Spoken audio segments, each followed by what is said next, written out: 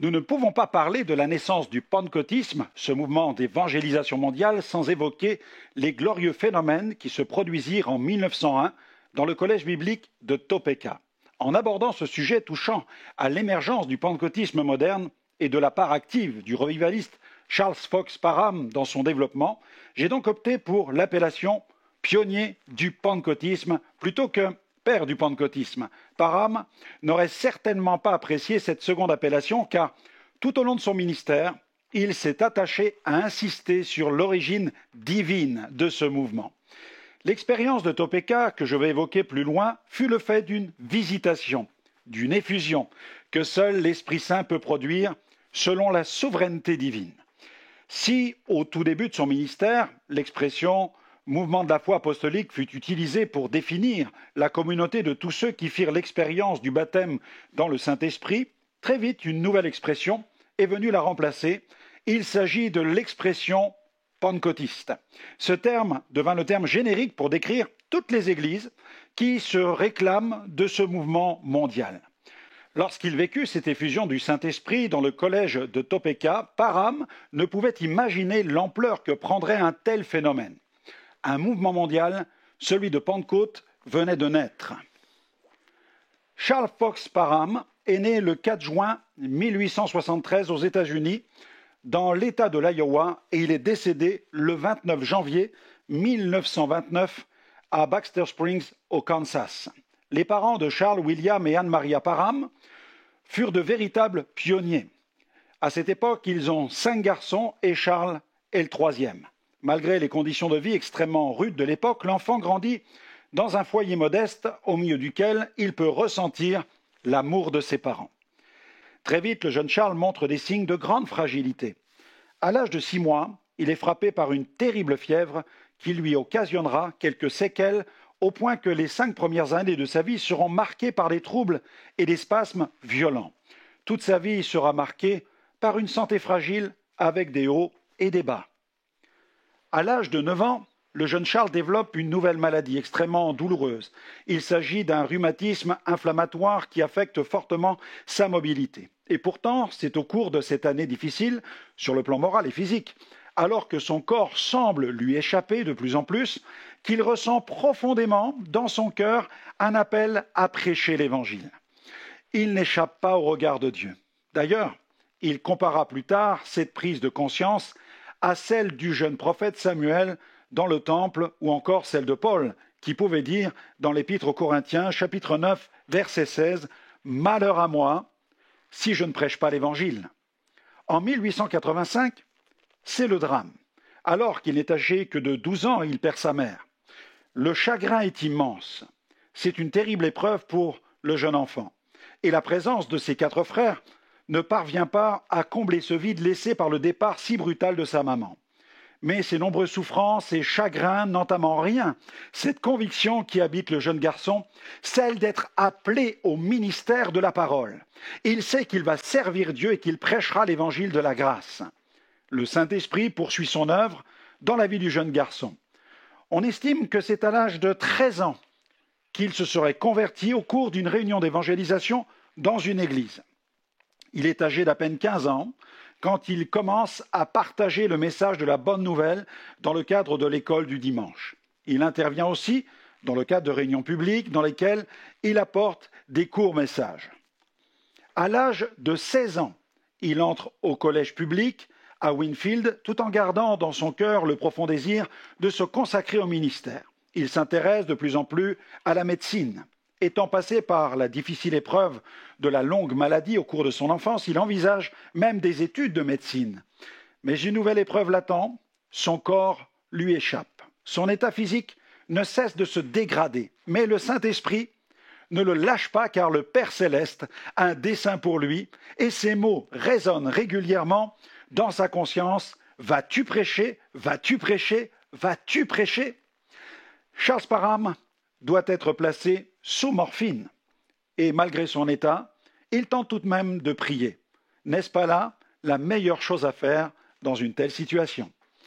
Il décide alors d'élever cette prière que Jésus enseigna à ses disciples, et lorsqu'il prononce ces quelques mots « Que ton règne vienne », que ta volonté soit faite sur la terre comme au ciel.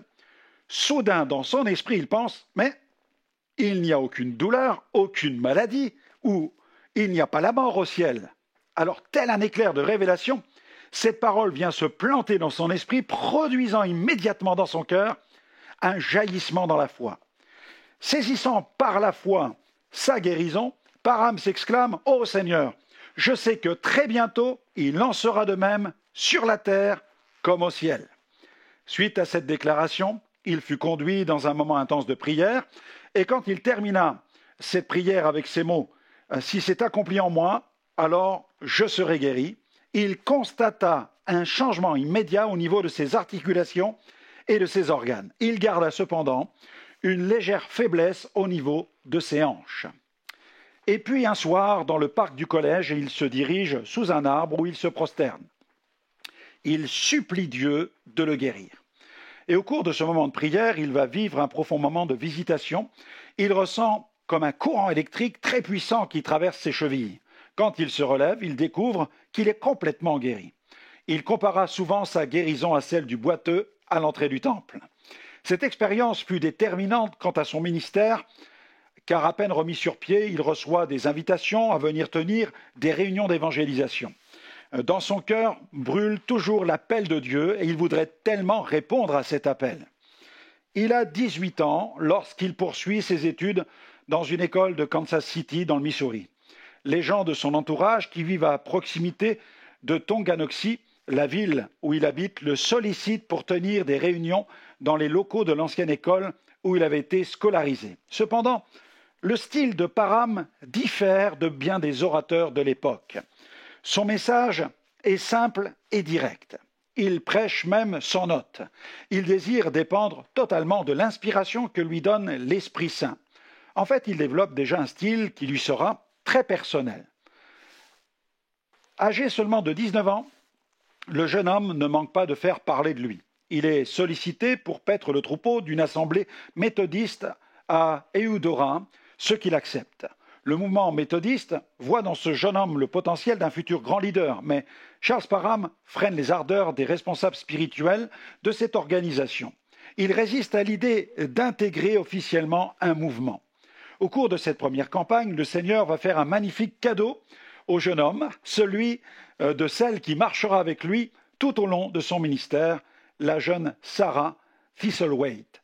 Après la première campagne de Tonganoxie, au Kansas, 5 années s'écoulent durant lesquelles Charles Parham tient des réunions ici et là. Elle rassemble des chrétiens issus de différentes dénominations. Des centaines d'âmes font la paix avec Dieu et on peut noter quelques guérisons.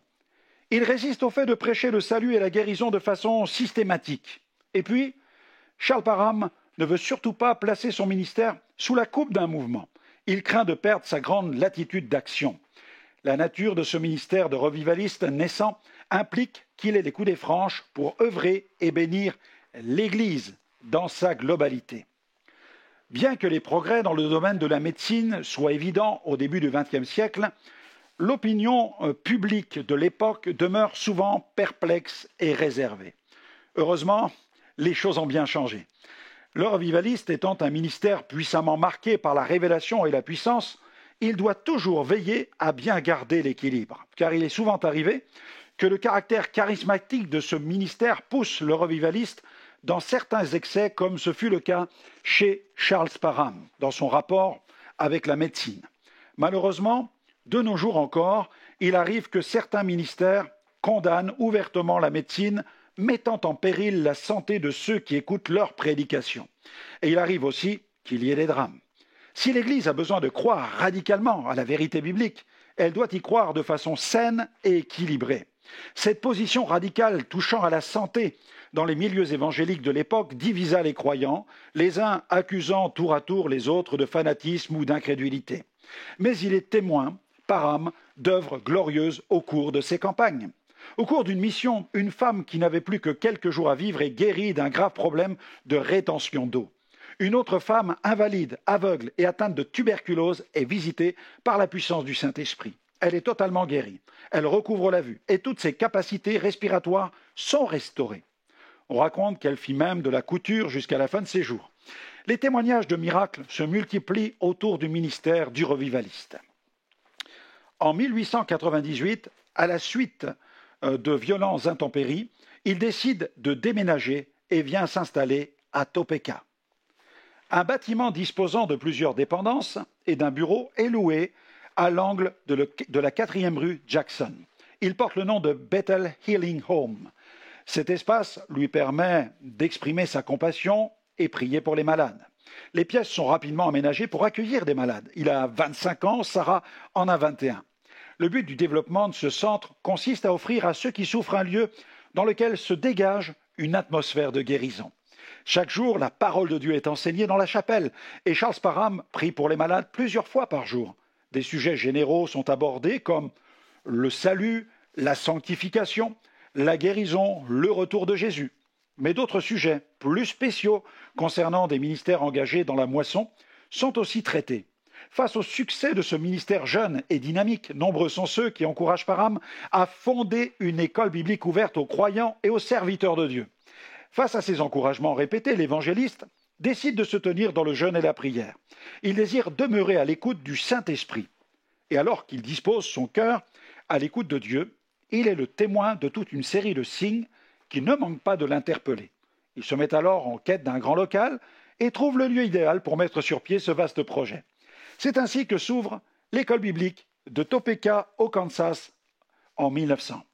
Au cours de la dédicace de cette école, un homme qui se tenait dans la tour de prière aperçut dans une vision un immense lac sur le point de déborder qui se trouve situé au-dessus de l'école, un lac destiné à apporter des temps de rafraîchissement. Le programme de l'école biblique de Topeka est très simple, bien différent des nombreux programmes élaborés par les écoles bibliques de l'époque. Les principales doctrines enseignées sont les suivantes: la repentance, la consécration, la guérison, le retour de Jésus, mais aussi le baptême dans le Saint-Esprit. Et une attention toute particulière est accordée à ce dernier sujet. En effet, au fil de l'étude de la Bible, la réflexion se porte sur le chapitre 2 des Actes des Apôtres, où il est fait état de la manifestation des langues nouvelles. Parham demande alors aux étudiants de se pencher sur cette question du baptême dans le Saint-Esprit pendant 3 jours. Il les invite à rechercher dans les Saintes Écritures tout ce qui est en rapport avec cette expérience. De son côté, Parham se rend à Kansas City pour y tenir quelques réunions. Et après 3 jours passés à Kansas City, il est de retour. Il arrive dans une école où les étudiants sont en prière. En effet, le soir même de son retour, une nuit de prière a même été programmée pour célébrer le passage à la nouvelle année, l'année 1901. À 10 heures du matin, M. Parham fait sonner la cloche, invitant les étudiants à se rendre à la chapelle afin qu'ils puissent rapporter le fruit de leurs recherches dans les Saintes Écritures sur le sujet brûlant du baptême dans le Saint-Esprit. La lecture des comptes rendus provenant des 40 étudiants permet de mettre en évidence le fait que l'expérience du baptême dans le Saint-Esprit doit s'accompagner d'une manifestation, celle de nouvelles langues. La nuit de prière a commencé. Elle rassemble 75 personnes, dont une quarantaine d'étudiants. Au cours de cette nuit du passage à la nouvelle année, tout à coup, une jeune femme du nom d'Agnès Osman va expérimenter un phénomène étrange. Ce livre, dédié à Charles Parham, vous aidera à comprendre comment Dieu est intervenu et à transformer des vies, des nations entières. Charles Parham, ce pionnier du pentecôtisme moderne, a été le témoin de cette effusion extraordinaire du Saint-Esprit. Désirez-vous vivre un réveil personnel? Le défi vous est lancé. Alors vite, rendez-vous sur notre site www.gospelvision-international.com pour commander ce livre et découvrir ce qui fut à l'origine de ce mouvement spirituel. Au cours de la soirée du 3 janvier 1901, Parham se rendit à l'église méthodiste libre de Topeka pour apporter la parole de Dieu et raconter ce qui venait de se produire au sein de son école. À son retour avec un étudiant, il se rend à la tour de prière pour voir comment se déroule la réunion destinée à la recherche de Dieu. En entrant, il découvre des gens à genoux, d'autres avec les mains tendues vers le ciel, d'autres tout tremblants, mais rien de choquant. Tout se passe dans la paix. Il aperçoit même une douzaine de serviteurs de Dieu appartenant à diverses dénominations, et ils sont tous remplis du Saint-Esprit et s'expriment en de nouvelles langues. Il n'en croit pas ses yeux. Face à une telle effusion, Charles Parham est bouleversé, il s'effondre et se tient à genoux. Il demande au Seigneur de le remplir lui aussi de son esprit. C'est alors qu'il entend distinctement Dieu l'appeler à diffuser cet enseignement dans le monde. Et au moment où il accepte dans son cœur de répondre à cette mission, il se met à son tour à louer le Seigneur en de nouvelles langues. Mais au beau milieu de cette saison marquée par le miraculeux, le couple Parham va traverser une terrible épreuve, celle de la perte d'un fils, le petit Charles, surnommé Charlie. La famille venait de fêter son premier anniversaire. Il décède le 16 mars 1901.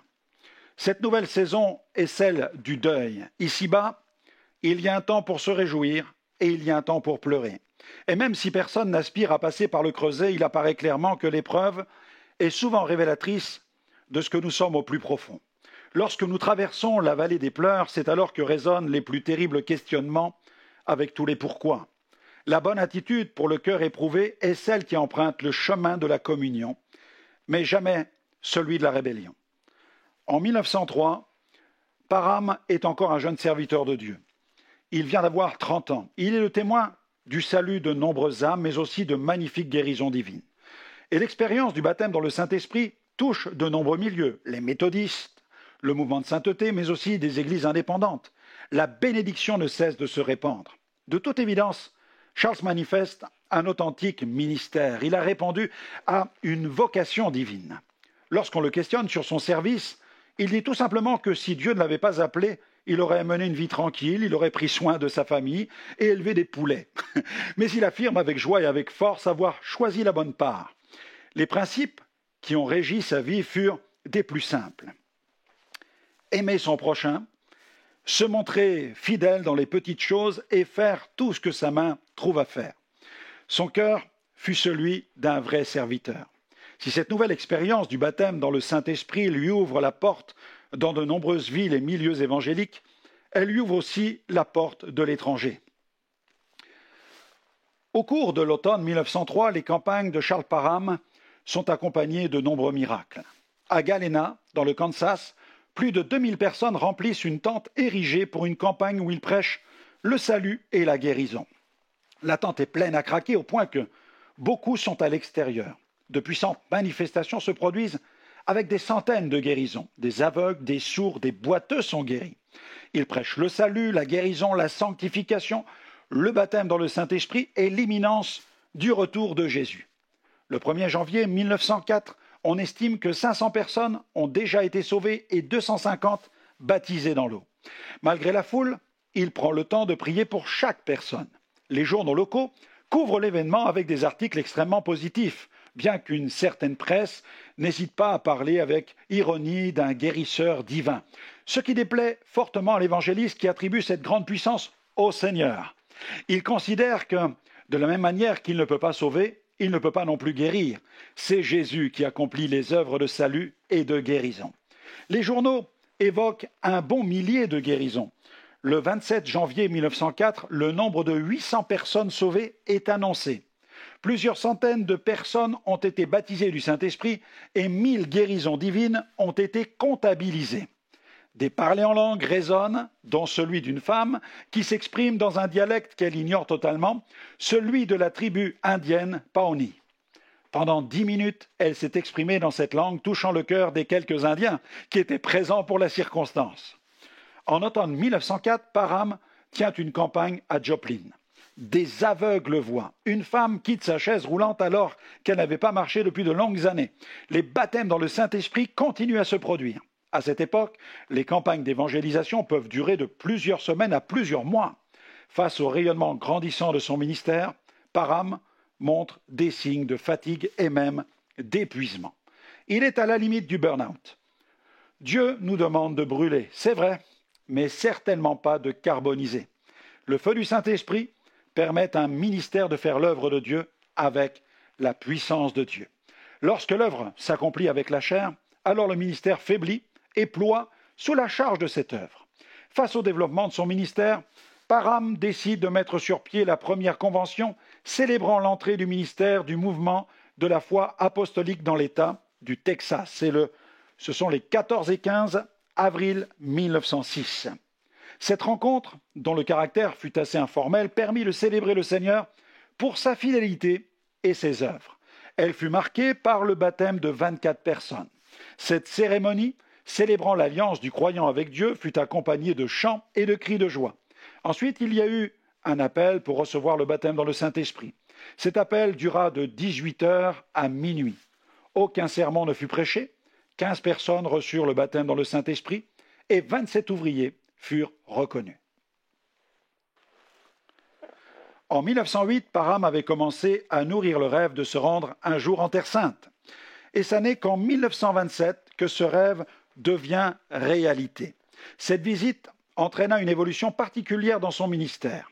De retour aux États-Unis, il veilla même à diffuser systématiquement dans ses réunions des vues de la Terre Sainte. En 1928, Parham est âgé de 55 ans.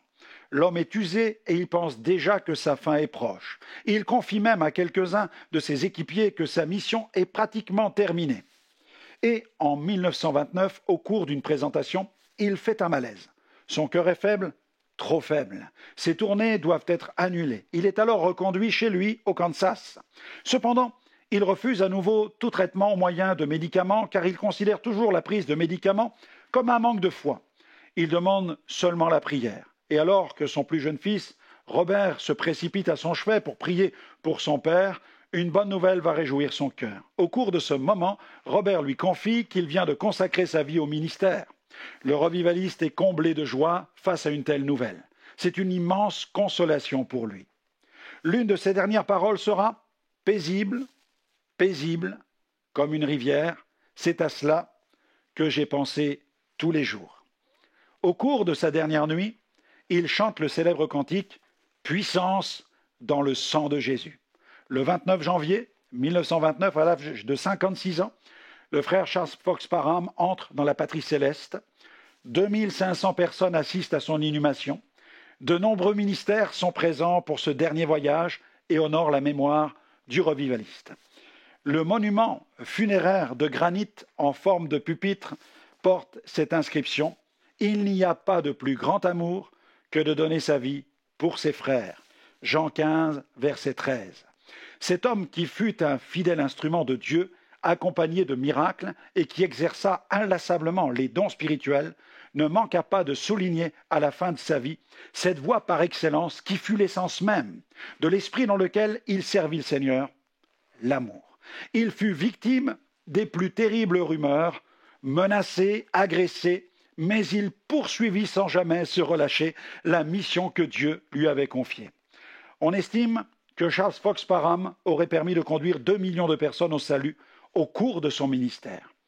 Ayant été le témoin de l'effusion du Saint-Esprit dans le collège biblique de Topeka au tout début du siècle dernier, quelques années avant le réveil de Pays de Galles, qui eut lieu celui-ci en 1904 et celui de la rue Azusa en 1906, il est considéré comme le père ou le pionnier du pentecôtisme moderne. Si Charles Fox Parham fut le premier promoteur de ce mouvement au début du siècle dernier, il fut rapidement relayé par des personnalités issues des milieux les plus divers qui devinrent des grandes figures du pentecôtisme moderne. Nous pouvons noter Thomas Barat en Norvège ou alors le frère Bell aux États-Unis qui a contribué au développement des assemblées de Dieu, Charles Harrison Mason qui a permis le développement de l'Église de Dieu, ou Amy Semple McPherson qui a contribué, elle, au développement des églises aux 4 angles. Voilà, toutes ces personnes ont été le fer de lance du mouvement de Pentecôte. Quel que soit l'historien qui cherche à étudier en profondeur l'origine des principaux mouvements pentecôtistes, il verra systématiquement émerger la personne de Charles Parham. Parmi les ministères qui empruntèrent le chemin de la mission dans la première moitié du siècle dernier, on trouve des personnalités comme John G. Lake ou alors Edith Booth en Inde.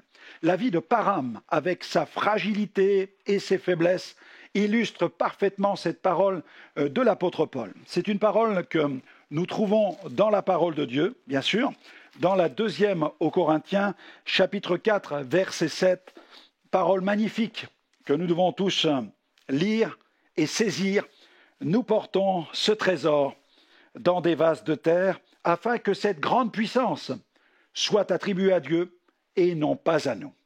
Malgré les nombreuses persécutions et campagnes de dénigrement contre sa personne et sa famille, il demeura ferme dans son appel. Sa vie nous lance un véritable défi, celui de la foi dans le ministère du Saint-Esprit, mais aussi celui de la fidélité à la parole de Dieu, en dépit des combats, des luttes et des persécutions. Le ministère de Franck et Liliane Alexandre, c'est tout d'abord prêcher l'Évangile dans des missions en France et à l'étranger, où Dieu se manifeste par des signes, des miracles et des prodiges. C'est un atelier de production-publication où sont réalisés tous ces livres, CD et DVD. Ce sont diverses émissions télévisées, diffusées par satellite et relayées par notre site web. Et ce sont enfin des rencontres de renouveau pentecôtiste ouvertes à tous les chrétiens qui veulent progresser dans l'exercice des dons spirituels. Retrouvez-nous sur les réseaux sociaux.